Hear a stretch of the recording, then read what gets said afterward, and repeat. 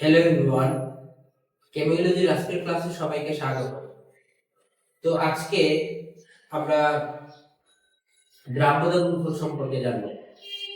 আসো, তো দ্রাব্যতা গুণফলের যে সংজ্ঞাটা তোমাদের বইয়ে দেয়া আছে, ওই সংজ্ঞাটা যদি আমরা একটু এক্সপ্লেইন করি তাহলে কিরকম দাঁড়ায়। প্রথমে বলছে যে স্বল্প দ্রবণীয় কোন লবণের, তো আমরা ধরো স্বল্প দ্রবণীয় কোন লবণ বলতে ধরো যে লবণগুলো সাধারণত 10% to 30% ধরো এরকম পরিমাণে যারা হচ্ছে দ্রবীভূত হয় পানিতে সাধারণত হাইড্রোলাইসিস হয়। এখন আমরা এরকম স্বল্প দ্রবণীয় একটা লবণ কি করতে পারি, সোডিয়াম ক্লোরাইড ধরি। তো সোডিয়াম ক্লোরাইড এখানে স্বল্প দ্রবণীয়। এরকম অনেক, আমরা যদি পটাশিয়াম ক্লোরাইড ধরি, আমরা যদি ক্যালসিয়াম ক্লোরাইড ধরি, সব হচ্ছে স্বল্প দ্রবণীয় লবণ। তো এখন এরকম স্বল্প দ্রবণীয় কোন লবণের আমরা যদি সম্পৃক্ত দ্রবণ কি যতটুকু হইলে দ্রবণের মধ্যে দ্রাবক এবং দ্রব তারা মিলে সুন্দর একটা দ্রাব্যতা সৃষ্টি করে। ওকে, তো এখন এই দ্রাব্যতার ক্ষেত্রে ওই দ্রবণে উপস্থিত যে আয়ন, ধরো আমরা একটু আগে লিখছিলাম সোডিয়াম ক্লোরাইড। এখন এই সোডিয়াম ক্লোরাইডের ক্ষেত্রে সোডিয়াম একটা আয়ন আছে, ক্লোরাইড একটা আয়ন আছে।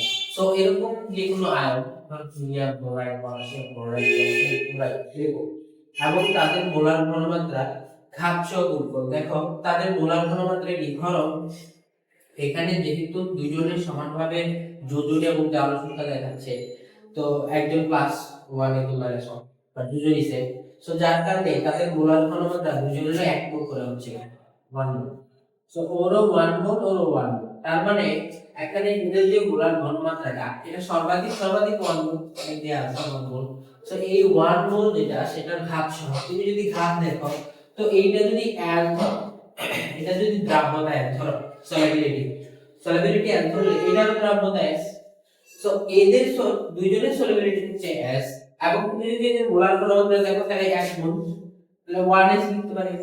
এই যে 1s, এটারও 1s, এখন যদি খেয়াল করে দাও তার যে ঘাত সহ গুণফল, সো আমরা জানি যেটা মোলারে থাকে ওদের তো ঘাতে কিভাবে যায়, সেখানে ঘাত দিয়ে গেলে তুমি 1 দিতে পারতেছো, এটার ঘাতে 1 দিতে পারতেছো। তো এইটার যে গুণফলটা সেটা হচ্ছে তোমার দ্রাব্যতা গুণফল। সো এটার গুণফল কত, এটা হচ্ছে 1 into 1 1 s into s s square শেষ। সো এইটা হচ্ছে দ্রাব্যতা গুণফলের সংজ্ঞা, যদি আমরা সেটা একটা উদাহরণ দিয়ে বুঝি। সো এবার আসো আমরা হচ্ছে একটা উদাহরণ দিয়ে সরাসরি বুঝি, আরেকটু হালকা কমপ্লেক্স টাইপের। যেমন যেমন তোমাকে দিল হচ্ছে অ্যালুমিনিয়াম টাইক্লোরাইড। অ্যালুমিনিয়াম টাইক্লোরাইডকে ভাঙতে দিলে তুমি এরকম ভাবে ভাঙবে Al3+ H2Cl-। সো এরকম ভাবে যদি ভাঙো তাহলে জিনিসটা কিরকম দাঁড়ায়, তাহলে হচ্ছে এর জন্য তো আমরা সলিবিলিটি L ধরবো, দ্রাব্যতা এর জন্য L ধরবো, বাট এইটা হবে যেহেতু 3 মোল আছে তার মানে এটা 3s। তো তার মানে এইটা যে ঘাত হবে, এটা যেহেতু 1, সো এটার ঘাত 1, এটা যেহেতু 3, এটার ঘাত 3, এইজন্যই বলতে সর্বাধিক তুমি যতটুকু নিতে পারো, সর্বাধিক আমরা এটা 3 নিতে পারছি, তো 3। সো এখন তার গুণফল মানে এটা আসবে 1s এর 1s, আর এটা আসবে 3s কিউবের 27s কিউব, তার মানে অ্যাকচুয়ালি দাঁড়াচ্ছে 27s to the power 4। So এইটাই হচ্ছে অ্যালুমিনিয়াম টাইক্লোরাইডের দ্রাব্যতা গুণফল। এবং আমরা যদি দ্রাব্যতা গুণফলকে প্রকাশ করি, তাহলে দ্রাব্যতা গুণফলকে প্রকাশ করা হয় KSP দ্বারা।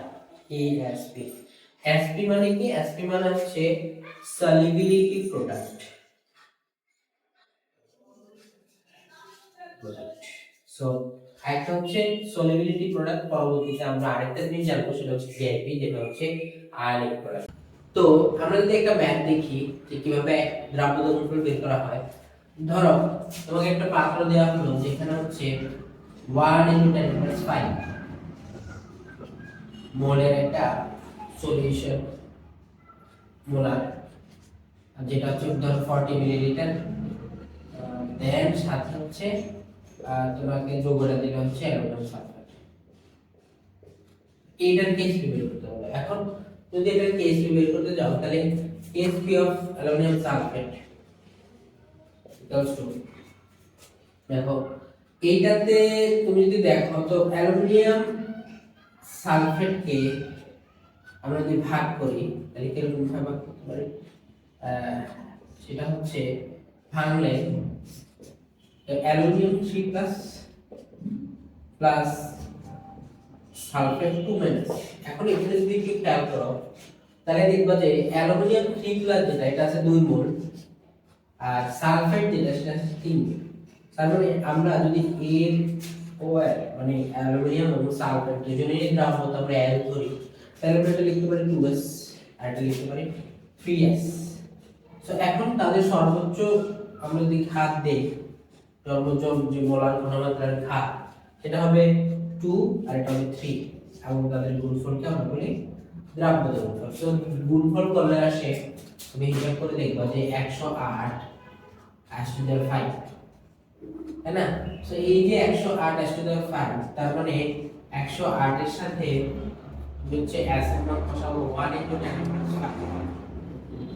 to the power 5, sorry to the power 5। তার মানে অ্যাকচুয়ালি মানটা কত আসে? অ্যাকচুয়ালি মানটা আসে হচ্ছে 108 into 1 into 10⁻⁵ করে টু দি পাওয়ার 5।